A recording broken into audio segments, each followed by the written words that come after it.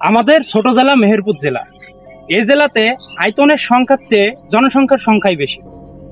কম বেশি 5 লক্ষ মানুষ বসবাস করে। আর এই 5 লক্ষ মানুষের প্রয়োজনের তাগিদে হোক আর প্রত্যক্ষভাবে পরোক্ষভাবে সবাই পরিবহনের সাথে জড়িত। কেউ যাত্রী, কেউ ড্রাইভার। আর এই পরিবহনই হচ্ছে মরণ ফাঁদ। কেমন মরণ ফাঁদ? রাত পোয়ালে শোনা যায় এখানে দুর্ঘটনা, ওখানে দুর্ঘটনা। এই দুর্ঘটনা কি হচ্ছে? প্রাণহানি হচ্ছে, অঙ্গহানি হচ্ছে। অঙ্গহানি হলে কি হচ্ছে? যে সারা জীবনের জন্য সমাজের বোঝা। আর প্রাণহানি হলে সে পরিবারটা চলে যাচ্ছে একবারে কোমায়। কোমায় মানে একবারে নিঃস্ব হয়ে যাচ্ছে। এই দুর্ঘটনার ড্রাইভার কার? একান্ত কি সরকারের, না আমার আপনার সবার?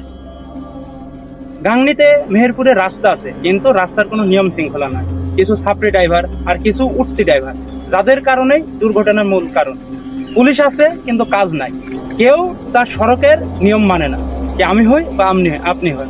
এ দিন শেষে কি ক্ষতি হচ্ছে? কি রাষ্ট্রের ক্ষতি যেমন তেমন আমার আপনার ক্ষতি বেশি হচ্ছে।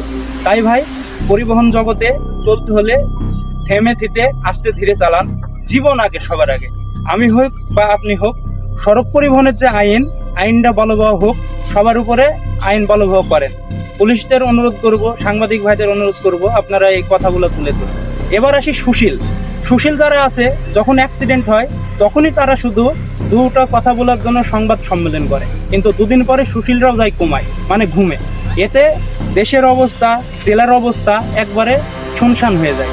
শুনশান নীরবতার মাঝে আমরা তরতাজা হাজারো প্রাণ হারাই। আমরা এগুলা আর চাই না। আপনারা যারা কর্তৃপক্ষ আছেন, অবশ্যই এগুলা দেখবেন। খুবই কষ্টের কথা, অ্যাক্সিডেন্ট কিন্তু মানুষের পরিবারটা একবারে নিঃস্ব হয়ে যায়। তাকে দেখার মতো কেউ নাই। সিম্পাথি জানাবে এক সপ্তাহ আমি আপনি সবাই, কিন্তু পরবর্তীতে যে 12 মাস বা 11 মাস, বছর ঘুরবে, আসবে যাবে, সপ্তাহ যাবে, কিন্তু তাদের দেখার আর কেউ থাকে না। তাই ভাই, জীবন সবার আগে।